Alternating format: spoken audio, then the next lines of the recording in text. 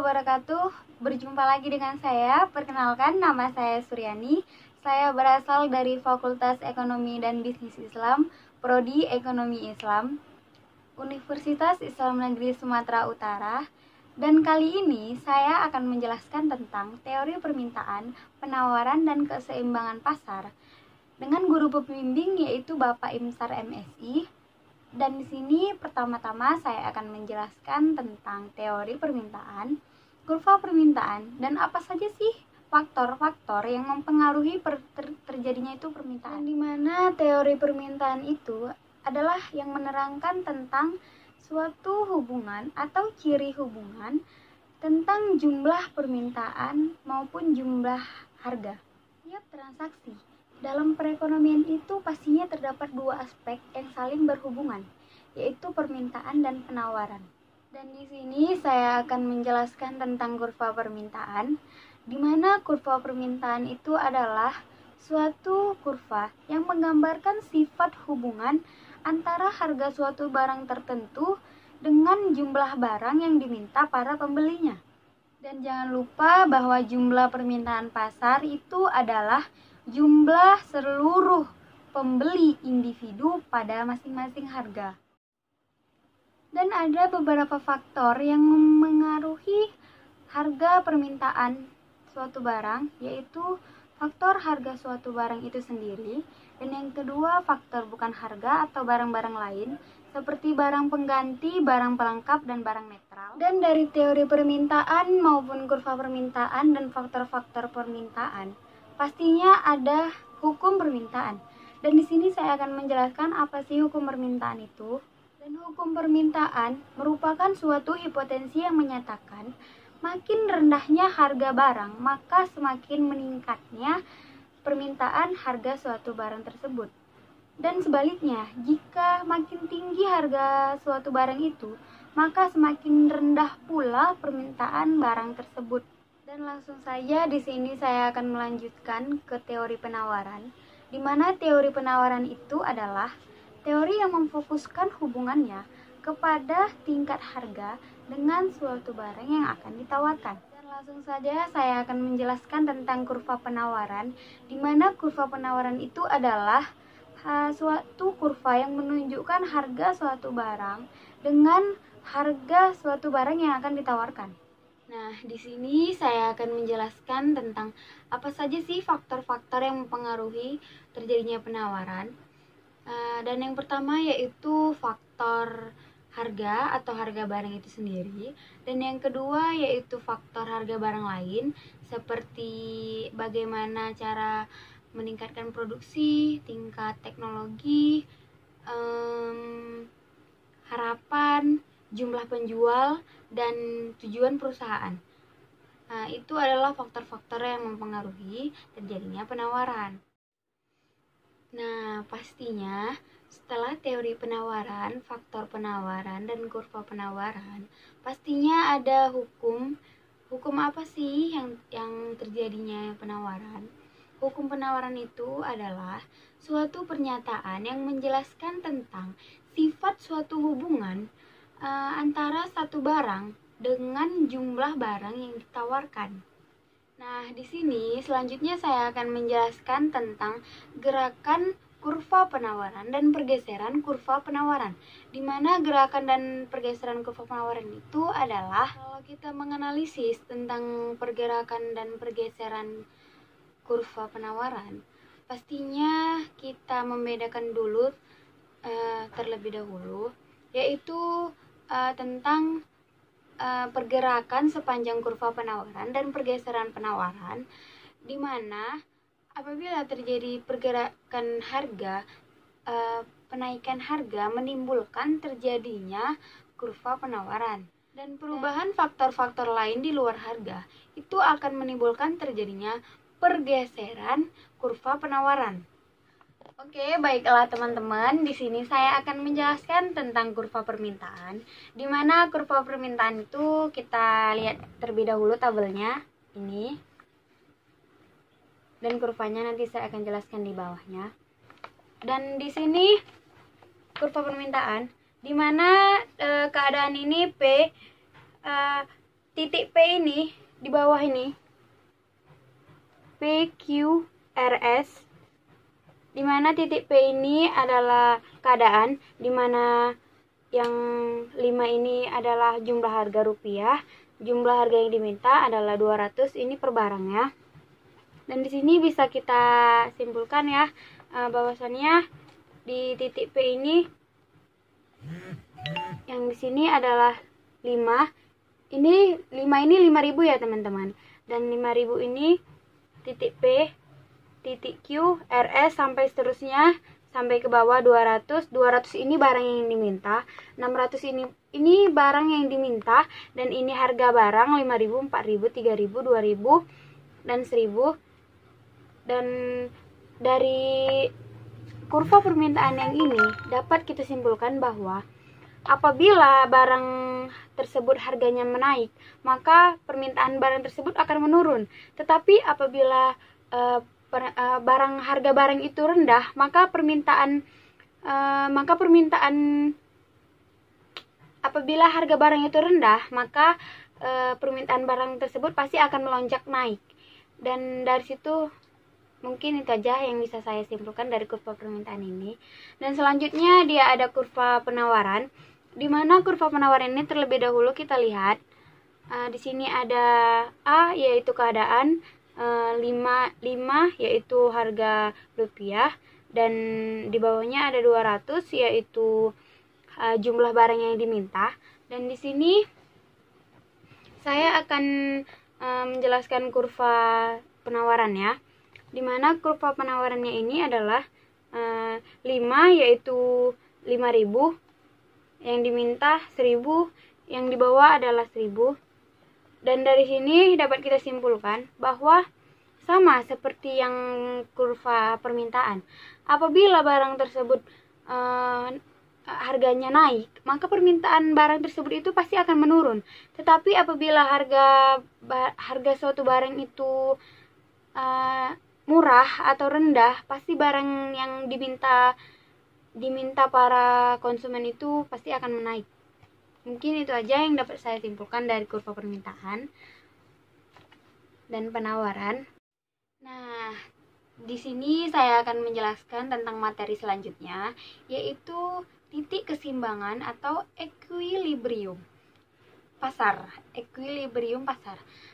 Dan dimana kata keseimbangan itu didefinisikan yaitu suatu situasi yang kekuatannya ada itu saling seimbang. Jumlah harga barang keseimbangan di pasar itu jumlah barang yang rela dibeli maupun yang rela dijual itu harganya sama. Tidak ada yang menurut kita atau menurut orang, itu tidak ada. Itu bagaimana konsumen pastinya menawar dengan harga yang lebih rendah, tetapi itu bagaimana cara kita menyikapi juga. Itu barang yang kita beli dengan harga barang yang rela kita beli itu dengan harga yang rela kita jual, itu harganya seimbang. Keseimbangan pasar itu disebut market atau clearing price karena harga keseimbangan ini itu semua pihak di pasar itu dipuaskan, dimana di pasar itu semua yang penjual menyediakan apa yang ingin dibeli pembeli, dan pembeli menawarkan apa yang dijual oleh penjual. Semua barang yang dijual di pasar itu pasti ada. Dan di sini saya ada tabel, bukan tabel sih, maksudnya kayak kurva keseimbangan pasar gitu. Di sini dia ini yang 200 itu harga es krim yang dikeluarkan, dan di sini harga jumlah yang ditawarkan. Dan yang ini adalah jumlah es krim yang dijual, yang ada. Dan ini adalah jumlah harga yang ditawarkan, Dan ketika es krim ini melonjak turun, pastinya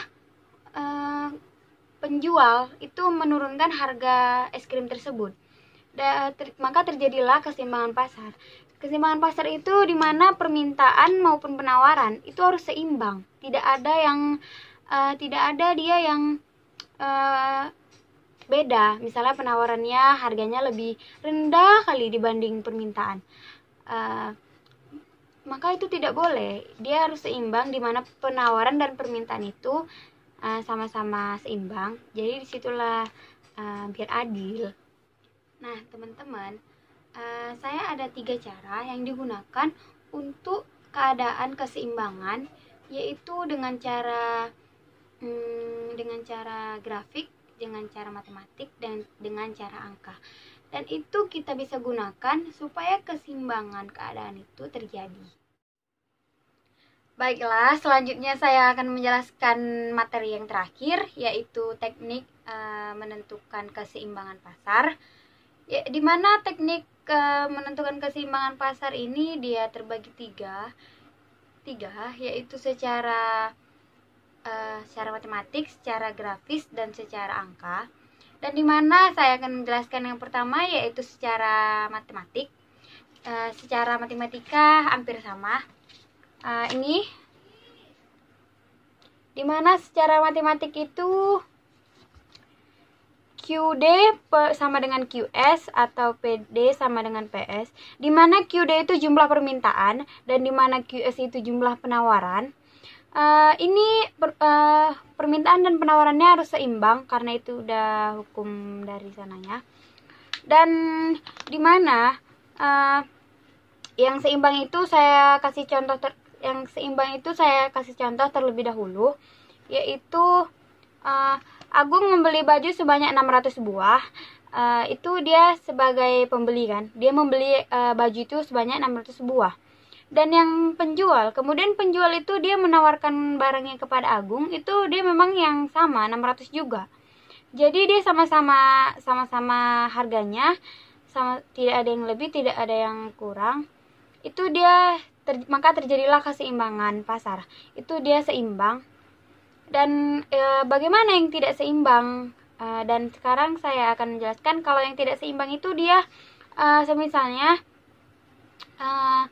misalnya si Agung tadi membeli yang 600, sedangkan saya mengasih harga yang 800. Itu dia tidak seimbang, maka dia bertolak belakang. Jadi terjadilah tidak keseimbangan pasar. Dan selanjutnya saya akan menjelaskan tentang yang grafik. Secara grafik ini bisa saya gambar, bisa dilihat. Ini yang saya gambar beserta penjelasannya. Dan di sini secara grafik itu dia di mana 8-nya itu QD sama dengan 6,07,5, QS sama dengan negatif 5 ditambah 2P. Jawabannya QD sama dengan QS, 6 dikurang 0,75P sama dengan 5 ditambah 2P. 2P dikurang 0,75P sama dengan 5 kurang negatif 5 kurang 6. Dan negatif 2 kurang 75P sama dengan hasilnya negatif 11. Dan P hasilnya sama dengan 4. Dan untuk mencari nilai P ini, maka 4 ini ke dalam fungsi permintaan atau penawaran, sehingga Q ini sama dengan 6,075 dikali 4. Q sama dengan 6 kurang 3 sama dengan 3. Dan selanjutnya pembahasan yang terakhir yaitu secara angka. Secara angka bisa dilihat gambarnya terlebih dahulu. Di mana di sini dia di mana harga 5.000, 4.000 dengan jumlah yang diminta 200, 400, jumlah yang ditawarkan 1.000 sama 800. Sifat interaksinya kelebihan penawaran. Kenapa dia dibilang kelebihan penawaran? Karena jumlah yang diminta sama jumlah yang ditawarkan itu dia sangat berbeda jauh. Jumlah yang diminta 200, 400, sedangkan yang ditawarkan dia lebih tinggi. Jadi terjadilah kelebihan penawaran. Dan yang 2000 1000 dengan jumlah yang diminta 8000 1000 dengan jumlah yang ditawarkan 400 sama 100 sama 200, itu dia kelebihan permintaan. Kenapa dibilang dia kelebihan permintaan? Karena jumlah yang diminta 8000 sama 1000, sedangkan yang ditawarkan itu 400 sama 200, maka terjadilah kelebihan permintaan. Sedangkan yang terakhir, yang di tengah-tengah ini, kenapa saya garis birukan? Karena ini dia jumlah yang diminta sama jumlah yang ditawarkan dia sama, makanya terjadilah keseimbangan. Dan ini saja yang dapat saya sampaikan. Lebih dan kurangnya saya mohon maaf. Mudah-mudahan apa yang saya sampaikan bisa kita pahami dan bisa kita pelajari. Lebih dan kurangnya saya mohon maaf. Wabillahi taufiq walhidayah. Wassalamualaikum warahmatullahi wabarakatuh.